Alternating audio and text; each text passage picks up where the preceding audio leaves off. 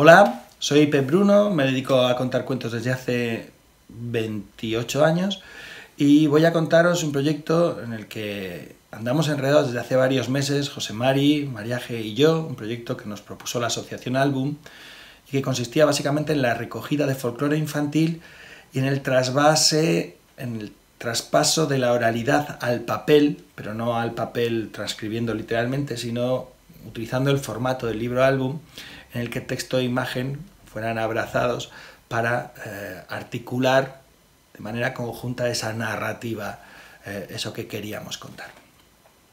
El proyecto se realizó, bueno, hablo en pasado, pero seguimos trabajando en ello. El proyecto se realizó en un municipio del norte de la provincia de Cáceres, en Aigal, que es un municipio particularmente rico en lo que es la tradición y el folclore. De hecho, una de las personas que ha trabajado con nosotros, José María Domínguez, pues tiene un libro con más de 250 cuentos recogidos en Aigal, los cuentos de Aigal, y otro libro con más de 200 leyendas, las leyendas de Aigal, para que veáis que ese municipio realmente pues es un municipio donde la palabra dicha está muy viva todavía. Bueno, el proyecto, como os contaba, tiene dos fases. En un primer momento, o una primera fase era la dedicada a la recogida y una segunda fase era la dedicada a el trabajo con los chavales en ese paso de la oralidad al papel.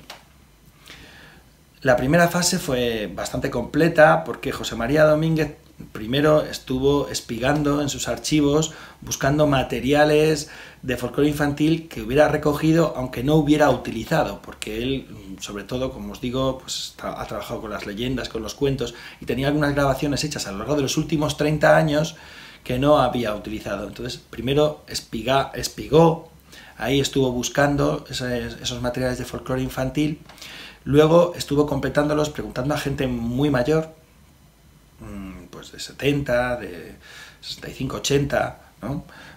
Para completar esos materiales que tenía. Por otro lado, María Jesús Paniagua, estuvo trabajando con mujeres de su quinta, entre 45 y 55 años, para recoger el folclore infantil que contaban y que cantaban ellas cuando eran niñas. Es muy interesante porque había materiales similares a los de José María, pero con variantes, y a veces variantes bien significativas, ¿no? Claro, eran tiempos de pandemia, así que el trabajo no lo podían hacer presencialmente y era muy divertido ver cómo se reunían, sobre todo cuando trabajaba con Paqui y con Adita, se reunían por Zoom y ahí pasaban el rato pues cantando y contando mientras todo iba siendo grabado para luego ser transcrito. A su vez, Adita y Paqui no eran las únicas informantes, sino que ellas preguntaban a otras mujeres para completar los olvidos o para rellenar esos olvidos gracias a la ayuda de otras mujeres con las que trabajaban, con las que hablaban, con las que se cruzaban. Y por otro lado, hubo un trabajo directo con la infancia.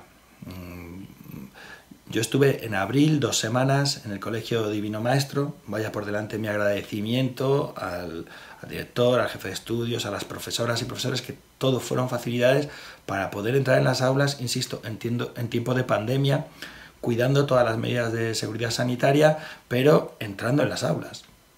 De ahí estuve trabajando con niños y niñas durante esas 2 semanas, prácticamente todos los días.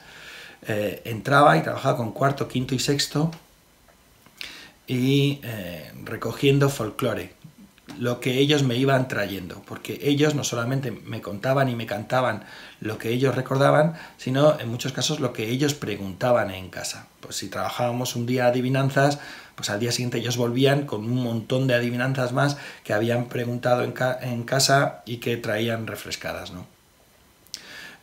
Así que trabajamos, como veis, a distintos niveles generacionales, porque teníamos a los muy mayores, a esa quinta que ya tenían a los hijos casi fuera de casa, de pronto a la generación que tenía a los niños en el colegio, de pronto a los niños también, incluso a parejas más jóvenes, porque Lumi, desde el Centro de Atención a la Infancia, la directora de la Guardia, pues nos echó una mano y también preguntó a las familias que llevaban a los bebés ahí al centro.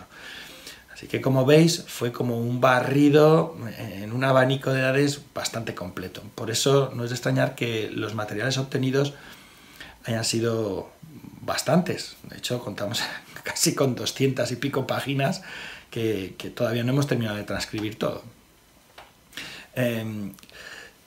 Os cuento brevemente cómo era mi trabajo en el aula a la hora de recoger. Normalmente yo entraba y lo que yo hacía era ser el primero que contaba o que cantaba. Me funciona bastante bien empezar a trabajar con adivinanzas, porque las adivinanzas como que incitan al juego, y era una invitación a que ellos trajeran adivinanzas para que me retaran, para ver si ellos conseguían que yo no acertara la adivinanza. Entonces, ese proceso de búsqueda inicial, pues como que fue avivando otros materiales: trabalenguas, retahílas, cantares, nanas, juegos de palmas, juegos de pasillo, juegos de comba. Todo eso se fue recogiendo. Todos los materiales los fuimos ordenando según una plantilla que hace ya muchos años me dio Ana Pellegrín y que me parece, bueno, sencilla, básica y muy clara, ¿no? Y a partir de esa plantilla hemos ido organizando todo, y si en algún momento esto se publica en libro, pues estará organizado todo según esa misma plantilla, porque yo creo que facilita también el ordenamiento y la búsqueda. Bueno, una vez recogidos todos los materiales, pasamos a la segunda fase. Y en esa segunda fase os diré que utilizamos varios libros que la Asociación Album nos facilitó. Eran libros en los que había textos de tradición oral que habían sido pasados al libro álbum. Algunos eran transcripciones bastante fieles y otros eran juegos a partir de esos textos tradicionales, ¿no? Propuestas más de juego dentro de lo que es el formato del libro álbum. Nosotros estuvimos viendo esos libros, leyéndolos, comentándolos, y después de ver qué es lo que habían hecho, pues nos lanzamos nosotros a hacer nuestras propuestas. Insisto, no teníamos un taller como para estar 4 horas, hacer libros, coser las páginas, pero sí disponíamos todos los días de 45 minutos con cada clase para poder trabajar algunas propuestas puntuales, ¿no? Por eso aquí os voy a mostrar algunas ideas. Por ejemplo, el trabajo con caligramas y adivinanzas. Como veis, aquí tenéis las tijeras, que podía ir desde propuestas muy sencillas a propuestas algo más elaboradas, ¿no? Como podéis ver aquí, o incluso ya prácticamente un caligrama que era un dibujo.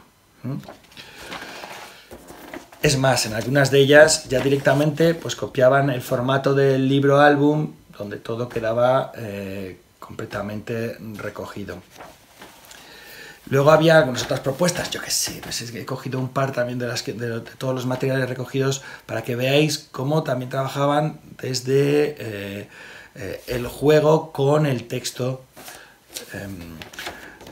con un texto, esto que llaman ahora lettering, ¿no?